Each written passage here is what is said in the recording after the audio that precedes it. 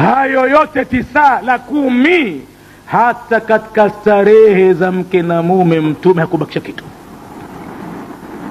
hakubakisha lolote. Ameweka dhikri ya kuingiana baina ya mume na mke.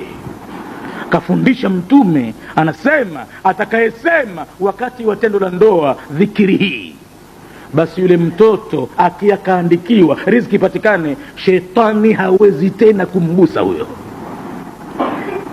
Atagusa viumbe wengine, lakini huyo hawezi kabisa. Dhikri gani? Allahumma jannibna shaitana, Mwenyezi Mungu tuepushe sisi na shetani, wajannibi shaitana ma razaqtana, na utuepushie na shetani kile ambacho umeturuzuku sisi. Halafu baada ya hapo tena starehe na chumo la kutafuta pale kwenye konde zao watu, chumo la kutafutia watoto nalifanyike sasa baada ya dhikiri hiyo, na sio kuvamiana kama wanyama kabisa kabisa. An-Nabiyu al-Azim hakuwacha lolote katika Uislamu kwa hakika. Mwisho mwenyewe akasema, kama kuna jambo lolote la kukutieni peponi, wallahi mimi kad amartukum bihi, nishakuamrisheni. Laisa min amali allati yuqarribukum ila aljanna kad amartukum bihi, mimi nishakuamrisheni. Na hakuna lolote ambalo litakusogezeni mwingie motoni, mimi kad nahaitukum anhu, nimeshakukatazeni.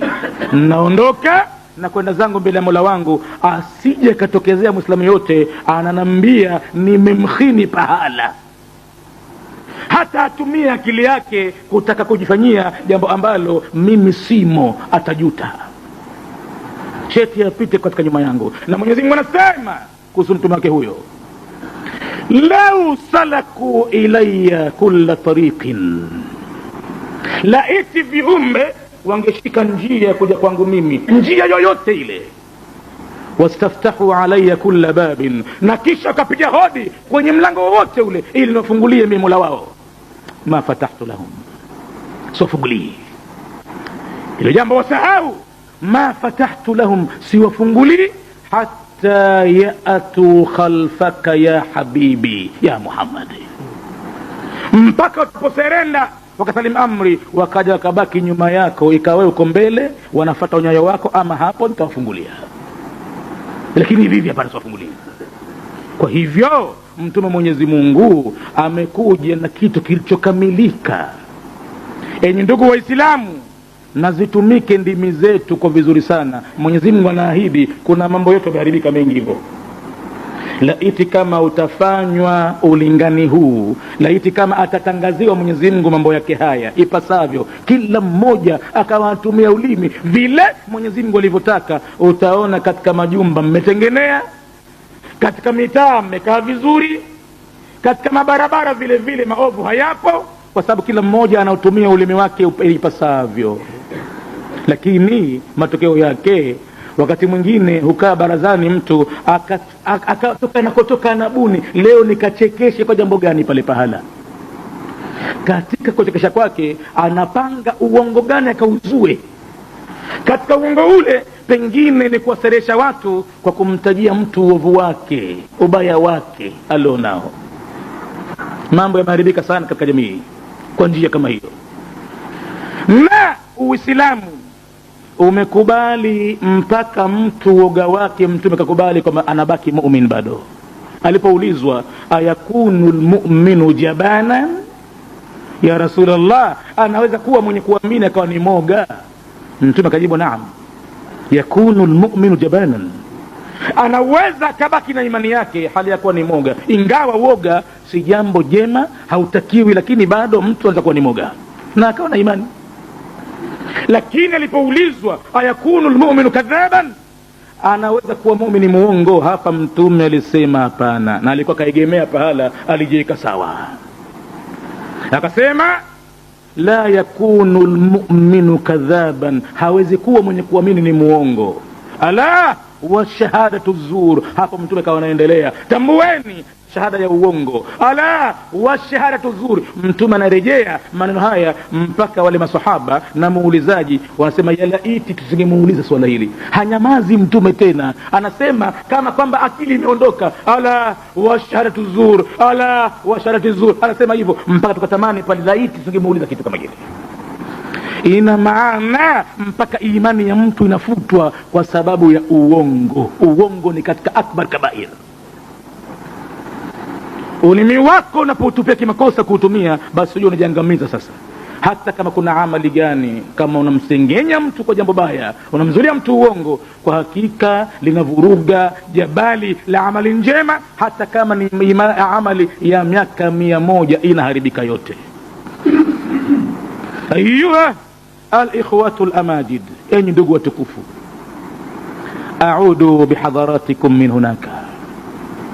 Inabidi lazima nirejee kutoka huko katika Masjid Nabawi. Tulikwenda kwa ajili ya kutafuta vitu hivi pale pahala alizaliwa Imam Maliki, na binafsi baba yake hakupendezewa na ile rangi au umbo alopewa yule mkewe baba yake Imam Maliki, lakini mwanamke alitumia busara mpaka harusi kaingia nyumbani, akazaliwa Imam Maliki. Yeye ndo alokuja kutoa fatwa ya vipi mkono wa mwanamke alomsingizia mtu uovu ule wa zinaa vipi utoke kwenye mwili ule. Alitoa adabu hiyo na ikapitishwa, na halafu mkono ukabanduka.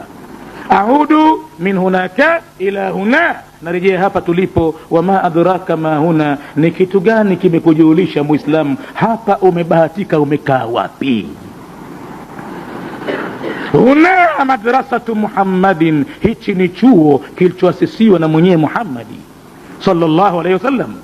Yakulu fiha alhabibu almustafa, mtume alikuwa akisema katika chuo hichi, albirru la yabla. Kaa ukijua Muislamu, wema hauozi, peleka wema utaukuta. Wama tuqaddimu li anfusikum min khairin tajiduhu inda Allahi, na mtakuta huwa khairan wa a'zama ajra. Nenda tupeleka tu. Lakini wadhambu la yunsa, na dhambi pia haisahauliwi kabisa kabisa. Mshairi anasema satadhkuruka alayamu, utakuja kukumbuka masiku, muntasiha, yenye kusahauliwa, wa ayaman, na utakumbushwa masiku qad asaita Allah fiha, ulimwasi Mwenyezi Mungu sana katika masiku hayo. Laqad hufidhat alayka, yamehifadhiwa kwa ajili yako. Wa anta nasi, na mwenye ushasahau. Kila kitu tajulishwa na uonyeshwa. Wadhambu la yunsa wadayanu la yamut, na Mwenyezi Mungu mlipaji hafi. I'mal ma shi'ta kama tadinu tudanu, fanya kama ulivyopenda mwenyewe. Baada ya kupata kila kitu, sasa uhuru nao. Lakini kama ukijua kama tadinu, kama utavotenda, tudanu, ndivyo utavolipwa. Wayakulu aidan, na pia mtume akisema, kullu ibni adama khata'un, wanadamu wote wana tabia ya kufanya makosa. Kwa hivyo kama umefanya makosa mengi ya kuutumia ulimi wako, sasa fungua ukurasa mpya na umuombe Mola wako akupe ulimi wenye kumtaja yeye. Na Mwenyezi Mungu anasema, waman ahsanu qawlan, na ni nani mwenye kauli nzuri zaidi katika waliosema maneno, mimman daa ila Allahi, kuliko yule aliyewaita viumbe wa Mwenyezi Mungu kwa Mwenyezi Mungu.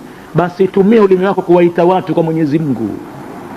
Soma kiasi fulani cha kupata kitu cha kuwaitia watu, halafu kupata kuzungumza kitu kikubwa kuliko ulipowatangazia watu kwa Mwenyezi Mungu. Wa amila salihan, lakini akafanya mema naye vile vile. Wakala, na akajitangazia waziwazi, na akawa yeye mkweli wa matangazo hayo. Wakala innani minal muslimin, na akasema mimi ni miongoni wa Waislamu. Hakuna mwenye kauli nzuri kuliko hiyo, aliyewaita watu kwa Mwenyezi Mungu kwa hakika. Alhamdulillahi rabbil alamin, wassalatu wassalamu ala rasulillahi Muhammadin sallallahu alayhi wasallam. Rabbana innana dhalamna anfusana wa in lam taghfir lana wa tarhamna lanakunanna minal khasirin. Allahumma nas'aluka lisanan dhakira wa qalban shakira وبدنا على البلاء صابرا وزوجة صالحة تعيننا في أمر ديننا ودنيانا برحمتك يا أرحم الراحمين. اللهم أعز الإسلام والمسلمين وأذل الشرك والمشركين برحمتك يا أرحم الراحمين.